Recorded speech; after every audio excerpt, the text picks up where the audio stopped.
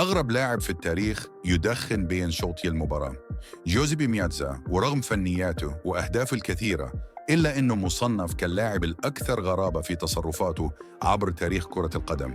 ومن أبرز تصرفاته أنه كان مدخن شره، والأدهى من ذلك أن هذا اللاعب كان يدخن بين شوطي أي مباراة في غرفة تغيير الملابس أمام أعين المدرب واللاعبين.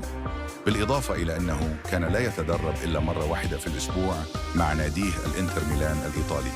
ومن غرائب هذا اللاعب إنه كان لا ينام ليلة مباريات فريقه الإنتر في ميلانو مع أصدقائه اللاعبين في الفندق، بل كان ينام في بيته الذي يبعد عن الملعب 10 دقائق مشيا على الإقدام.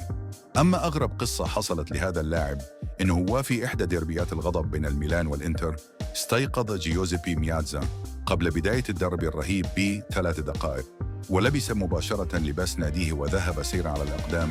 وفي طريقه التقى بصديق له، فجلسا في إحدى المقاهي وتبادلا أطراف الحديث، وشرب كوبا من القهوة. والمباراة كانت تلعب وفريقه الإنتر منهزم. التحق بعدها مياتزا بفريقه في الشوط الثاني، وفي الدقيقة 74 ادخله المدرب للمباراة، فسجل هاتريك 3 أهداف في ظرف 10 دقائق ليطلب الخروج في الدقيقة 84 بالضبط، ويغادر الملعب إلى منزله حيث أكمل نومه.